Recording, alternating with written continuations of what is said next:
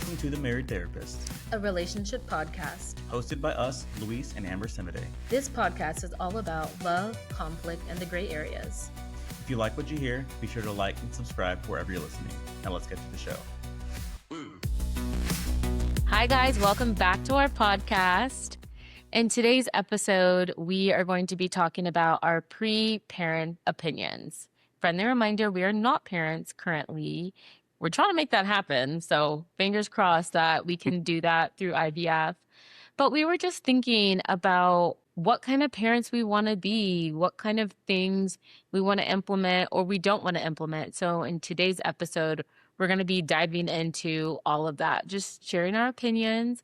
We are well aware that these opinions can change. So we're not tied to every single thing necessarily. There are some things we're fixed on, but with other things, we know it can change. So keep that in mind, especially if you're a parent and you're rolling your eyes with some of the things that we say.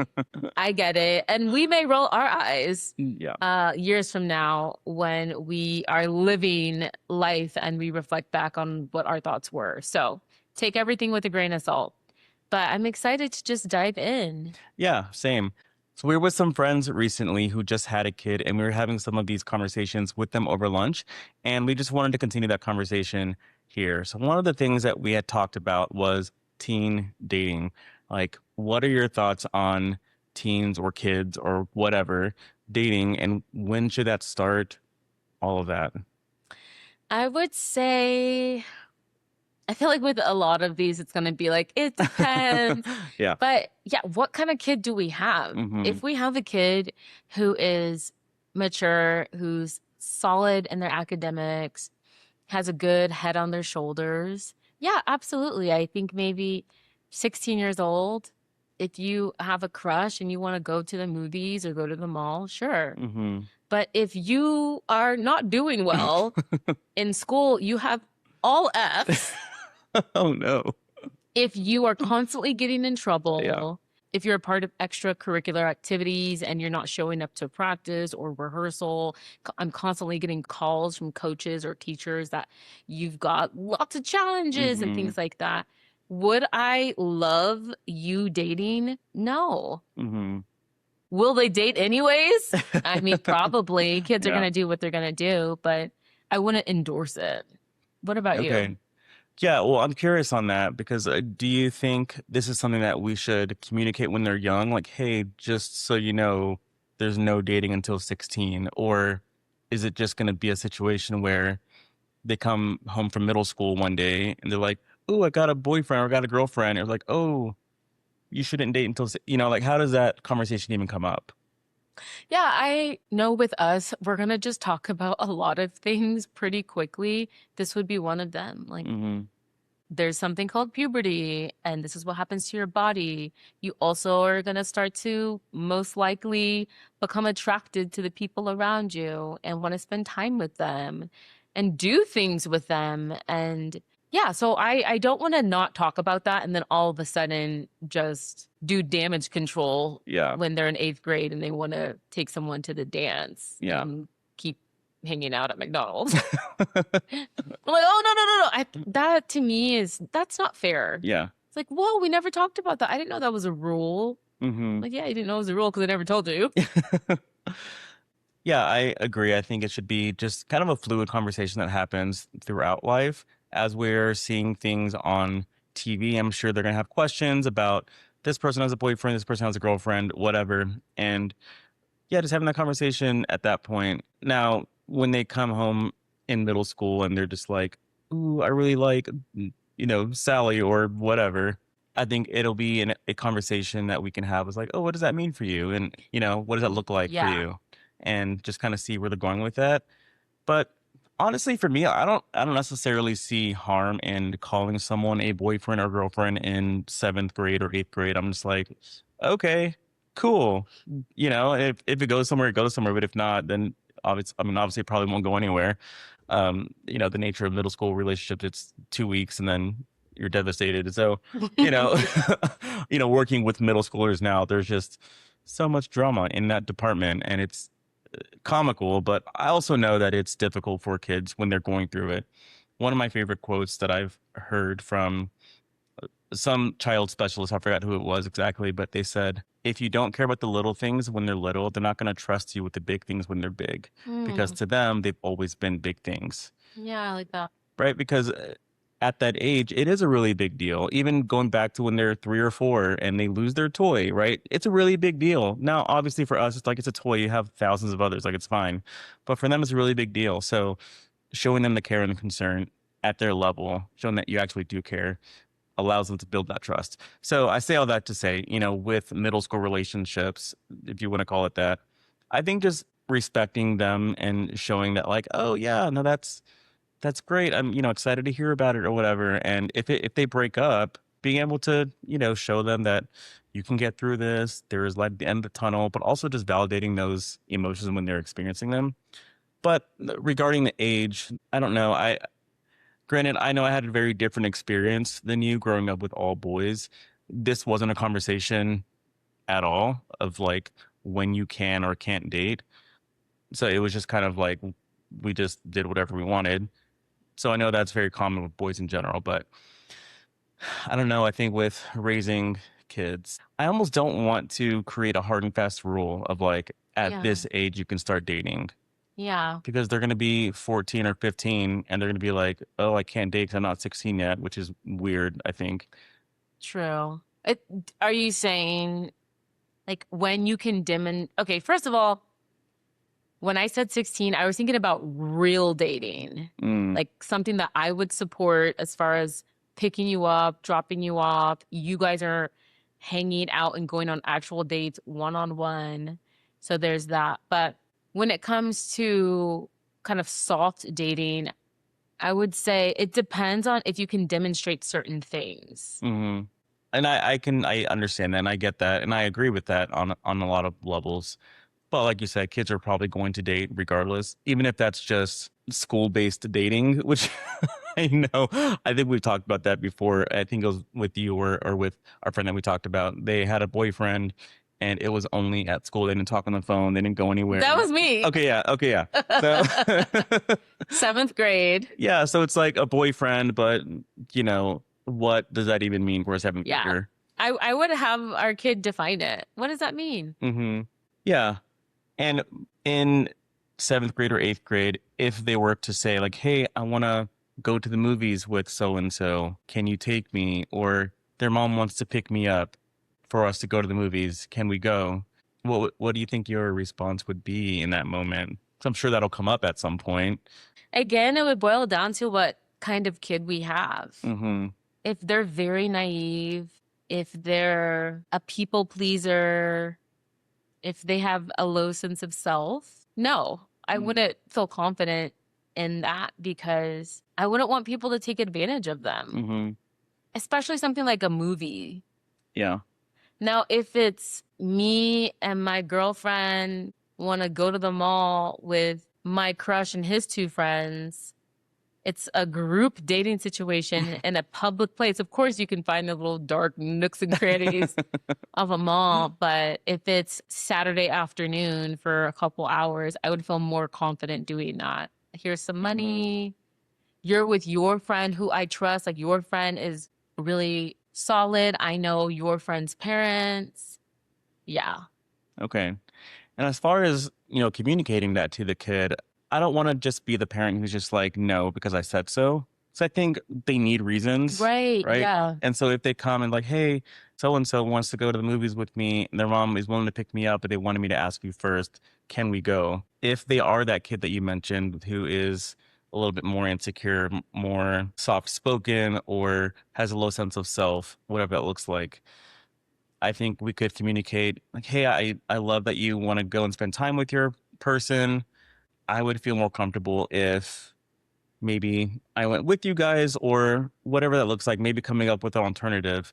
So it's not denying the ability to hang out with their person, but maybe not in that setting because of all the reasons we've already said. Yeah. Or even like a pool party.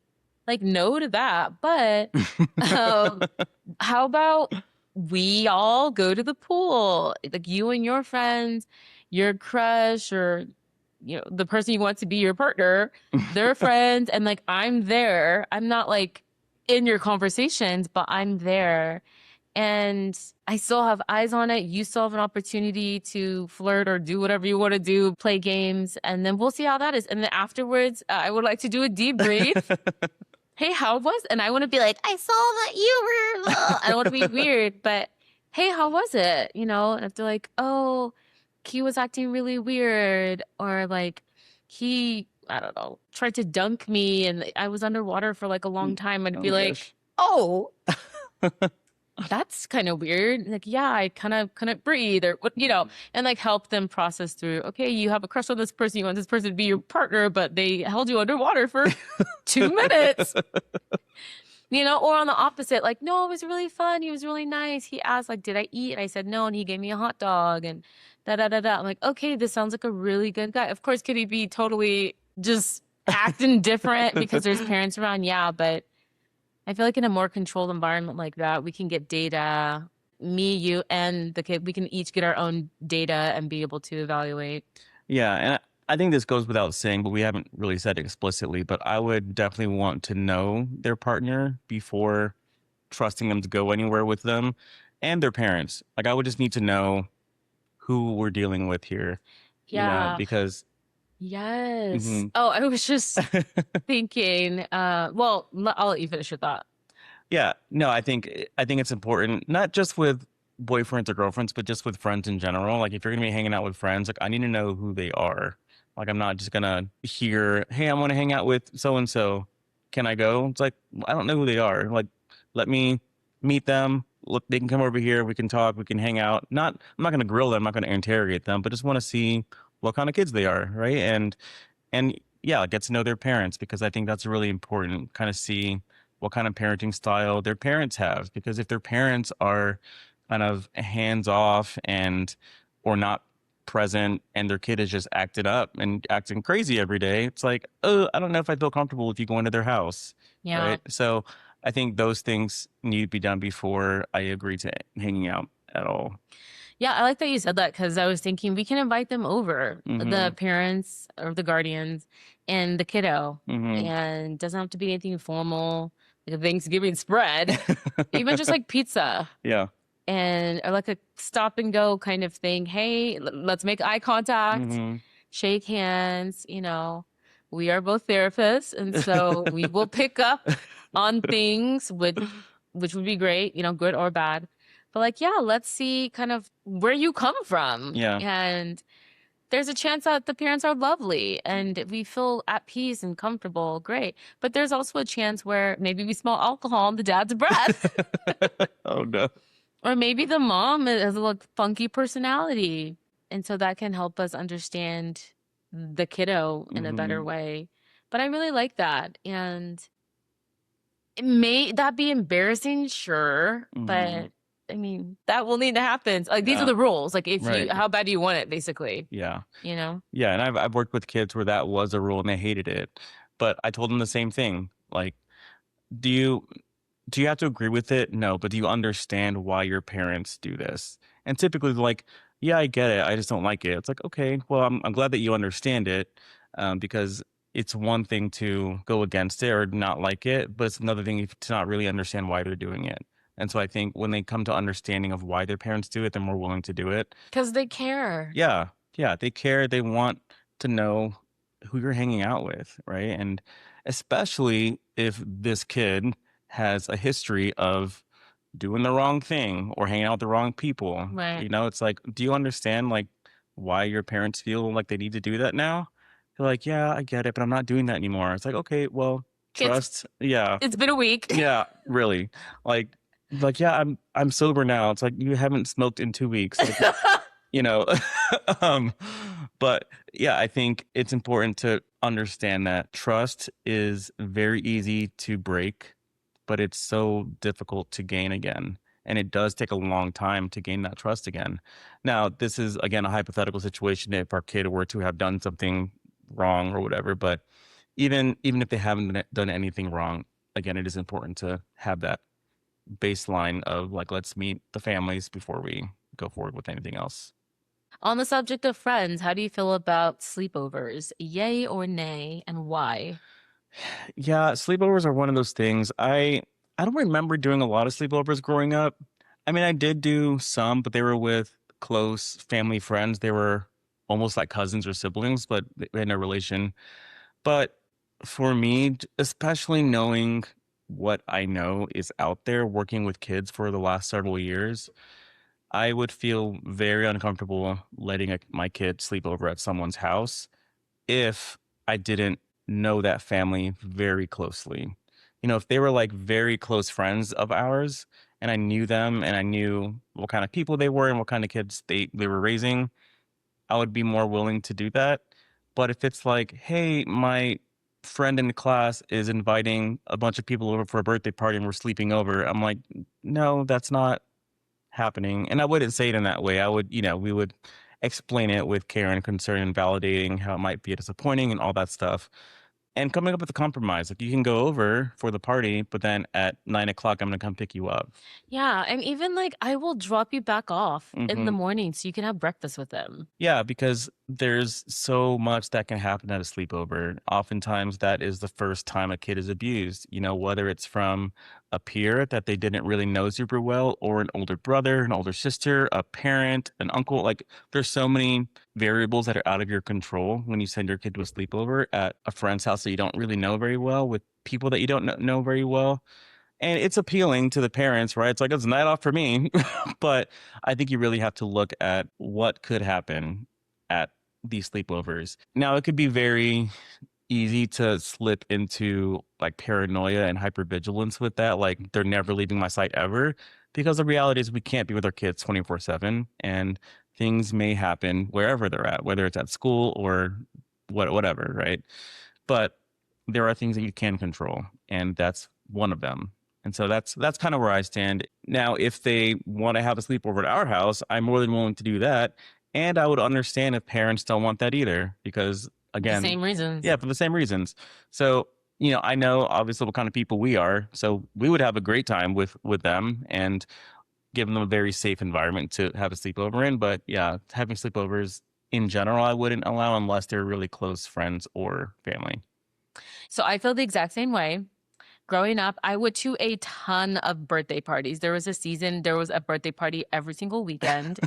And a lot of them were sleepovers. So I did go to those. But the thing that happened to me, thankfully, was not sexual abuse, but it was getting exposed to really scary movies. So I remember being young and watching, we just call it Chucky, but Child's Play, Yeah. and watching the scary Pinocchio Oh my gosh. and coming back. I don't know if I had nightmares, but I definitely came back home and was telling my mom that it was scary. And that's the moment she was like, yeah, absolutely not. And one of the other moments that made her say, no way, was I was in third grade and this was in Hawaii. It was a super bomb beach party. We were in the ocean jumping off of not cliffs, but jumping off of pretty high rocks. Thankfully, we were fine. There were no injuries. And afterwards, there was a bonfire. We were chilling. The birthday girl, my friend, had an older sister who invited her friends over. And my older brother, who is 10 years older than me, came. So it's a bunch of 9-year-old girls and then like a co-ed teen party all happening on a beach in Hawaii. I don't recall there being adults. And nothing happened to me. Nothing happened to anyone that I know. But we came home and we told our mom, or maybe my brother did too, probably us, because my twin sister and I went there. And my mom said, oh my gosh, why are there teens at this kid party? They weren't in our area or anything like that, but it was just a really large group. And so she was like, yeah, no. So to your point, sexual abuse can occur, or it could be a situation where you're just around teens like me. Or I was thinking too, maybe you'll be exposed to drugs or alcohol or just certain conversations that are a little spicy and whatnot. But a lot of kids are dumb and they don't know a lot of things. And so it could be a lot of misinformation. Like, I heard you can get pregnant by kissing someone with your tongue. Yeah. And then you're terrified. Of course, these conversations can happen at school or anywhere, but those are some other things just to consider when it comes to sleepovers. Yeah. There's so many things that kids can bring. And again, if you don't know the families, if you don't know these kids, you don't know what kind of history they have. And so they might have access to drugs or, edibles or whatever. And they can bring them to the sleepover, right? And hand them out to everyone. Like, ooh, these gummies make you feel crazy, right? I can totally see that happening. Yeah. And that can be so damaging to kids just in general and really scary, especially in those early teen years or prepubescent years. They are sexually curious. So there could be pornography that is brought up on people's phones or laptops, whatever. And that can really mess with people's brains when they're that young. They're not ready for that, to see all of that yet. And so I would just be very, very cautious about who we allow our kids to be around in general, but especially when it comes to sleepovers. I would love to be known as the safe sleepover house. Mm-hmm. Yeah, that would be awesome. And even with that, though, I would want to know who's coming over. Like if they're bringing their whole class, like I don't know if I would want that, because I'm like, we don't know these kids. We don't know what they can bring from their house. Now, there is going to be supervision, obviously, but we don't know what they can bring still. We're not going to be with them 24/7 because that's weird. Right. But I think it's important to know kind of generally who's coming and know about their families and things like that.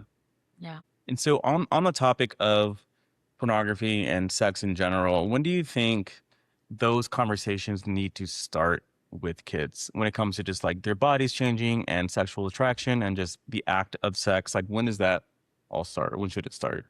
I want to start young Mm-hmm. with books about our bodies. I do not subscribe to calling it nicknames Yeah. because that can be really confusing down the line.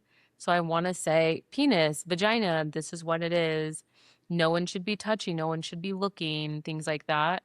Pretty young. Kids are curious anyways, especially if we have a boy and a girl. Yeah.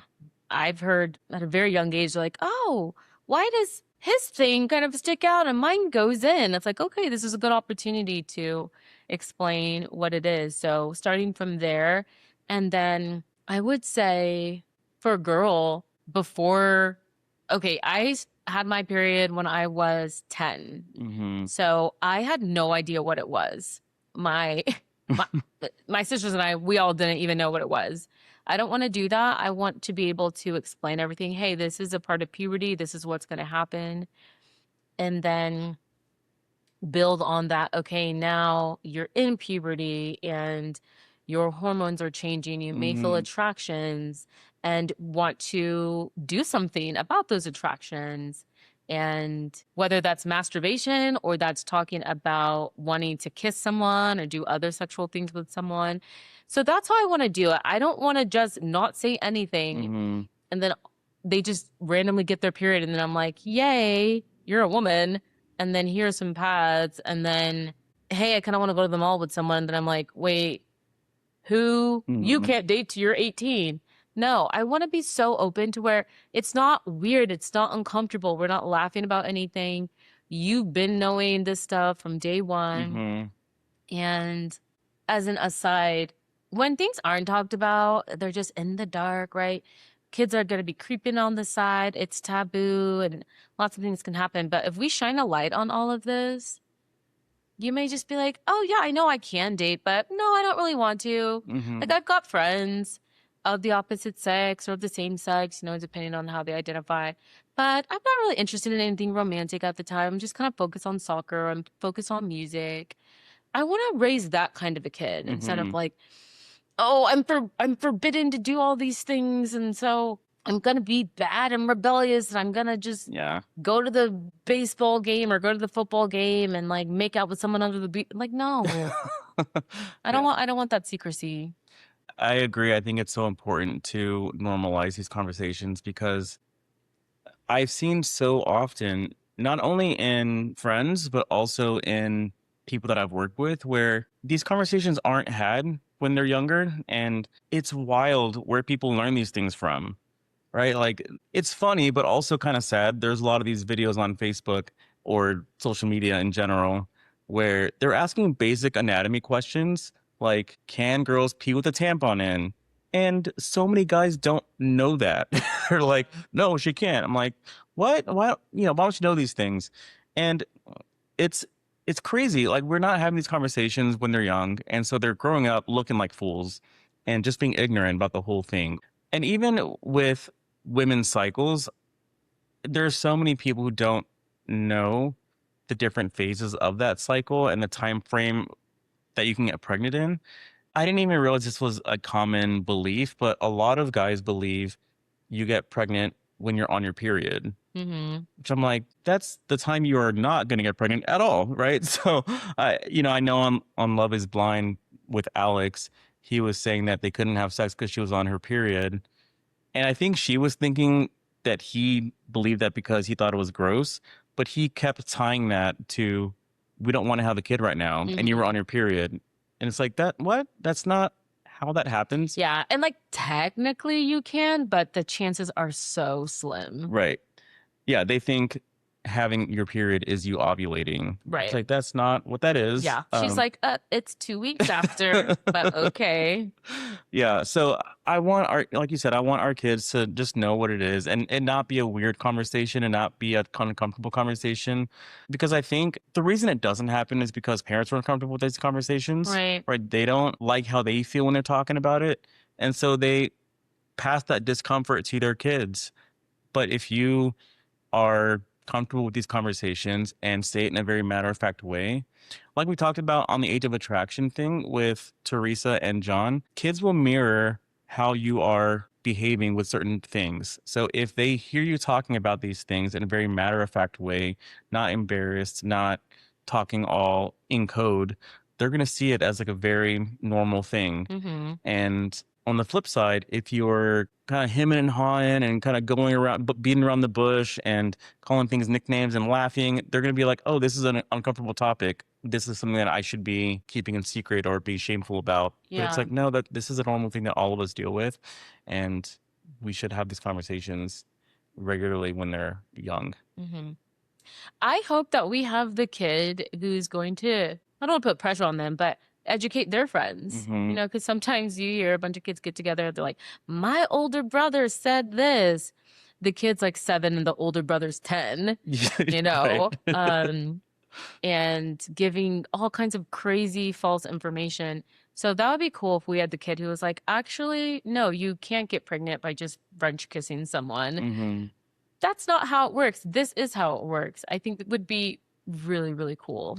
Yeah. And I don't want, like, nobody likes a know-it-all necessarily, but I do want them to be able to correct in a just matter-of-fact way. If it's something that's like really damaging misinformation, right? Like, actually, that's not how that works at all, dude. And like, you need to do this and this, whatever. Yeah. No, I definitely don't want a little know-it-all. We've all seen those kids. It's very annoying. Yeah. But if it's a group of people and they're like, hey, do you know how you can get pregnant? I don't know. I don't know. That'd be cool if our kid was like, oh yeah, this is what happens. Yeah. And, along those lines, having the whole sex conversation, as they get older with puberty, knowing, again, what happens in sex and how you can have kids and how you can get sexually transmitted diseases and all of these things that kids just need to know in a matter-of-fact way. Because I think so often people are talking about sex and advocating against it because they don't want people to get pregnant. Like, that's the goal. Like, don't get pregnant. And it's like, yes, that you shouldn't want to get pregnant when you're young because you can't afford a baby, all those things. And your body isn't really ready to hold a baby, whatever. But there's so many other reasons why you shouldn't want to have sex when you're 13, besides just not getting pregnant. And I think it's important to have those conversations with the kids too. Yeah. What can happen psychologically? What can happen emotionally? Things like that. Yeah. Okay. What about post-high school plans? What do you think about that? Should they go to college? Should they go to trade school? Or should they just work? I don't think there's anything that anyone should do. Everyone is different, right? And everyone has different interests, a different trajectory in life. I think with kids, with teens, we need to be having these conversations when they're young about what they want to do when they get older, right? Not just in a, what do you want to be when you grow up? and just end it there. But really looking at, okay, if that's what you want to do, this is what it takes for that to happen.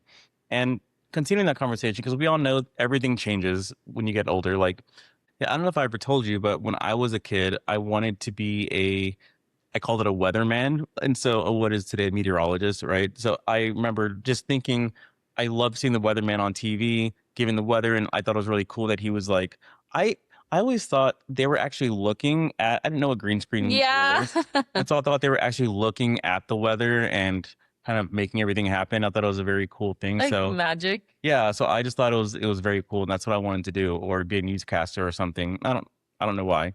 But yeah, people's interests change as they get older. There was a point when I wanted to be a like mechanical engineer or an architect. So I really liked houses, and I used to have a sketchbook where used to like draw houses all the time. And so I was like, oh, I'm an architect.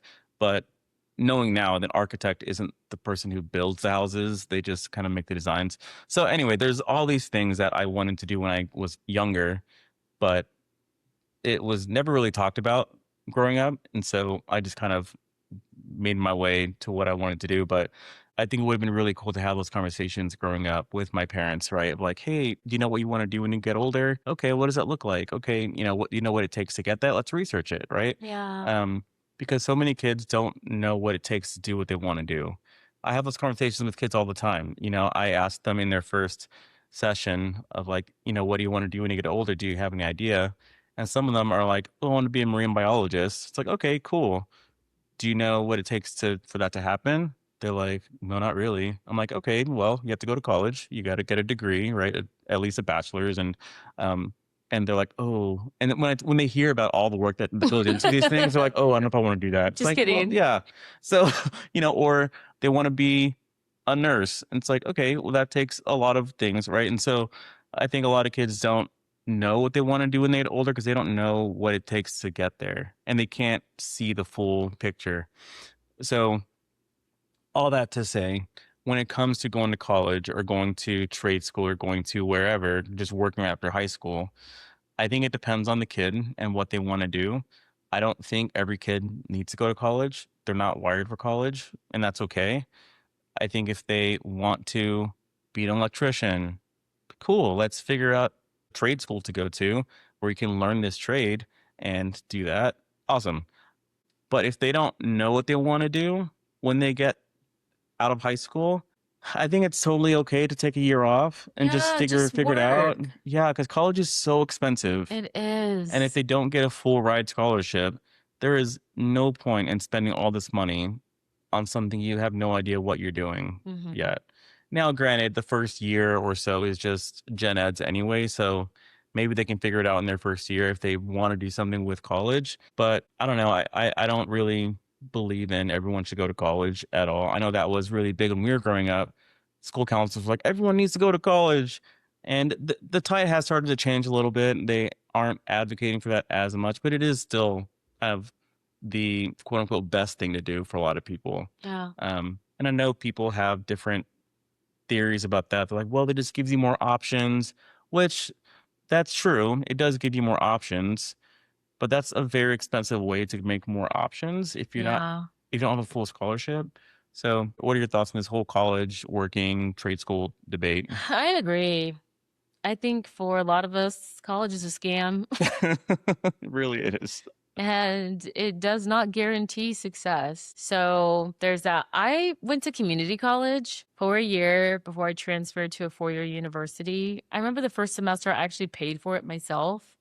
Now, this was back in 06, so it was pretty affordable. This was in Hawaii. But yeah, I was thinking if you don't know what you want to do post high school, maybe go to community college part-time and then work and hang out. Why? Because high school is so busy for a lot of high schoolers. It can be super stressful. So I would totally support that. You can live at home. I'm not going to be the type who's going to kick you out Yeah. when you graduate. No, you could stay at home. You could chill. You could have all these fun local adventures or go to Costa Rica with your best friend, as long as you're doing something. Now, if you just wanted to sit on the couch all day long and eat bonbons and have house parties. Absolutely not. We're not doing that. Yeah. But I'm not gonna be like, oh, you need to get your own apartment. And no, why am I gonna make you or force you to struggle? Mm-hmm. That's for the birds. Yeah. But if you are like, man, I don't really know. I just need time. What if our kid's super artistic and they just need to be motivated by life? Go okay, maybe stay home, take a couple art classes just locally. I don't know. I'm super open. I really don't think we're gonna have bum kids. Yeah. And so I think it's gonna work out. But yeah, if you wanna not go to a four-year university and you wanna go to beauty school, or you wanna be an entrepreneur because you have this very interesting idea of selling scented detergent. Okay. Or you want to be an influencer. That's on the rise. I saw a video recently. They're talking to little kids about what they wanted to do, and most of the kids said, I want to be an influencer. Yeah, or YouTuber. Yeah. Yeah. On one hand, it can be problematic, but it doesn't have to be. So I agree with what you said about talking to them pretty early on, maybe starting in middle school, as far as, having serious conversations. Not only what do you want to do, but like, what are you actually interested in? Mm-hmm. Are you interested in rocks, Yeah. dinosaurs? Is it leaves, makeup, hair, anthropology, just where people come from? Okay, cool. Do we have anyone in our network that does that? That can kind of take you under their wing, not necessarily for a full-on mentorship, but okay, maybe go to so-and-so's house or take a course randomly somewhere. Or you are into history. Okay, let's go to museums. Let's do that instead of my kid's gonna be a doctor. Right. I've heard that so many times. Yeah. And that just oftentimes does not ever really work out the way that the parents think it would be. Yeah, they're gonna thank me one day when they're making a bunch of money. It's like, maybe, but also they might resent you. Yeah, it's like, Dad, that's your dream. That's not my dream, Dad. Yeah. But yeah, I'm excited about that journey to just kind of foster their brain, their creativity, and just kind of see what naturally blooms. Yeah, I like how you were talking about finding out just what they're interested in. So I think we get so tunnel vision of finding a job that we lose sight of what makes that job appealing to kids, right? So if they want to be a marine biologist, it's like, okay, what do you like about marine biology? Oh, I like just working with animals. I like being in the ocean. It's like, okay, cool. And exploring different ways that they can fulfill that desire that maybe isn't marine biology, because maybe they don't like science. It's like, okay, marine biology is a lot of science. Yeah. So, I think it's important to know what it is about the jobs that they like, because when you get those pieces, you can generalize it to more jobs that maybe fit better for them. So I think that would be an important thing. That was something that when I was a special ed teacher and I was working with kids transitioning from high school to the rest of their life, we did some like job training with some of the kids, and some of them wanted to be like a nurse or marine biologist or something that wasn't realistic, right, for what their abilities were. But sometimes when we asked those questions of what is it about that you like, oh, I like dogs, or I want to be a vet, right? Or I like dogs.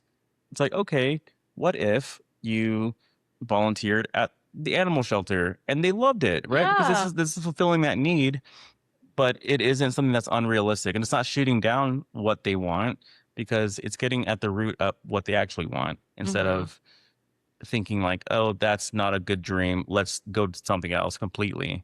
So I think in the same way, it's important to find out kind of the root of what they actually enjoy, to find out like what is actually within the realm of possibility for them. I love that. Mm-hmm. It's beautiful. So switching gears a little bit, do you want to teach our kids about fighting back and defending yourself, or turning the other cheek, or a combination of the two? What does that look like for you? First of all, the thought of my kid getting in any kind of fight, especially when they're young, just breaks my heart. But I would say a combination of the two. If a kid has you in a corner, they're slapping you, they're punching, you feel so unsafe, I'm not going to be like, oh, turn the other cheek. I'm going to tell them, run, get an adult if you can, or tell a friend to do that, but hit them back. Mm-hmm. Again, you're in a corner. So absolutely throw some hands. I will be there. I'm going to be called immediately. I will be there. Your dad will be there. We will talk to the principal or whoever it is or the parent, and we will figure things out on the back end. We will get the story. But in that moment, like, absolutely.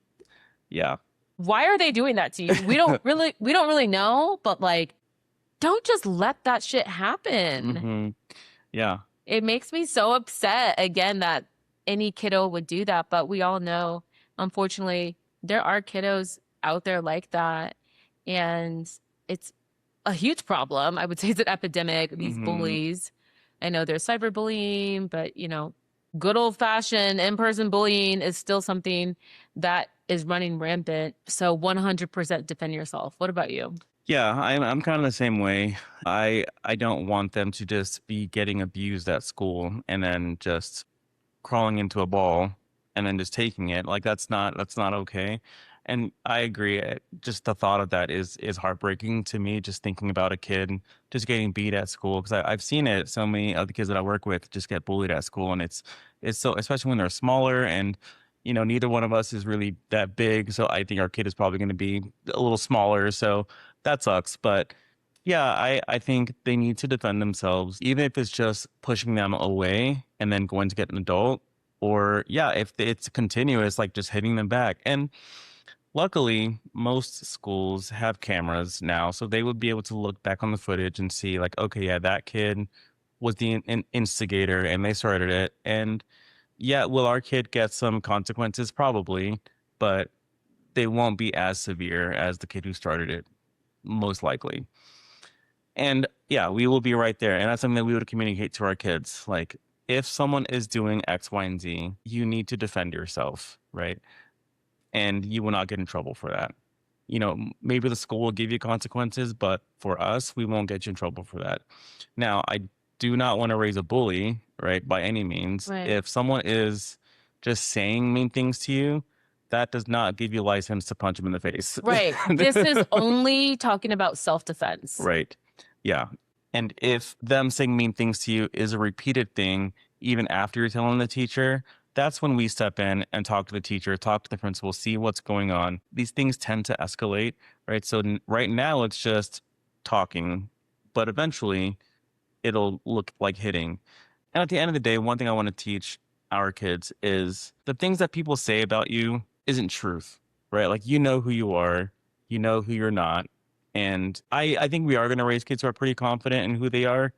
And so if someone says something about you that isn't true, I don't want it to completely wreck their day, because that really gives them, the other person, power, right? And we don't need to give other people power over our life and our emotions. So there's that side of things, because bullies tend to thrive and tend to get energized by getting reactions out of people. So, I think we'll definitely teach them that. But yeah, only when someone is hitting you do you hit back. If they're saying mean things about you, talk to an adult. If that adult wasn't doing anything, we would do something. If that's not happening, then we will go higher up, talk to the superintendent, whatever we need to do. But we will address it. And I want our kids to know that we will address it. The last question I want to ask today is about discipline. What kind of parenting do you want to do? Gentle parenting, run a strict program, or a combination of the two? That's such a loaded question, because I think with each category you described, there's so much that people tie to that. People hear gentle parenting and they think gets away with everything. And then they hear strict parenting and they think military. And I don't think either one of those things means that, for me anyway. So for me, it is kind of a combination of the two. I think there needs to be high structure. So I guess in that way it would be strict, but gentle parenting in general, where you are validating the kids' emotions and validating their needs and still correcting, but not punishing, especially when it comes to things that are maybe mistakes or things that they didn't know, right? Like, there are ways to teach them these things because they've never been here before, right? So There are two schools of thought, and I talk to parents about this all the time. There are two schools of thoughts when it comes to kids in general. The first school of thought is kids do well if they want to, and the other way is kids do well if they can. And for me, I tend to think the second way, where if a kid isn't doing well, if they're not doing what they're supposed to do, there's something getting in the way of them doing that. They either don't know what to do, or there's some barrier that we need to uncover and figure out how we can remove that barrier so they can do what they need to do. Because in general, kids don't want to be bad kids. Kids don't want to do the wrong thing. They don't want to be in their parents' bad graces. So that's kind of the general framework that I work from, and when it comes to working with kids and in the future with parenting. So if a kid is making a mistake, yes, will there be natural consequences? Yeah, they may get hurt or they may lose things, right? But uh, I don't want to be the type of parent who just punishes without explanation and without forewarning, because so many times I see this all the time. Parents are just kind of shooting from the hip and taking things away that was never agreed upon to take away. Like, what? We never talked about. So I think it's important to kind of set ground rules for kids and let them know, like, here are the expectations of the house. If this happens, this is the consequence. That way, when it happens, they're not surprised by it. It's like, okay, well, you did this, so you know what the consequence is. You have to give that up now, instead of just being like, oh, you lied, you don't get to do this, or you did this, now you can't go to your friend's house. It's like, what is happening? That's unfair to them. And the parents feel justified in it. It's like, well, they shouldn't have done that. It's like, yeah, I agree, they shouldn't have done that. And that's something that should have been talked about beforehand. But so I say it's a combination of the two because, yeah, it's not the way that parenting has been done historically, I think, in both of our lives. And it is just different. So what are your thoughts on parenting in general with discipline and all of that? I will share my thoughts on that. But before going into that, I wanted to share a little story based off of what you just said. And that was a girl I saw on TikTok said that she had to choose her own punishments. Mm. And she was saying that this was actually good for her. She sometimes, in hindsight, would think, oh my gosh, I'm pretty harsh on myself. And so if she had a very intense punishment, her parents would be like, no, that's a little intense, kind of go back to the drawing board. And then on the flip side, sometimes she would choose a punishment that's really light. And she's like, yeah, it was a conversation, right? Does the punishment fit the crime? Mm-hmm.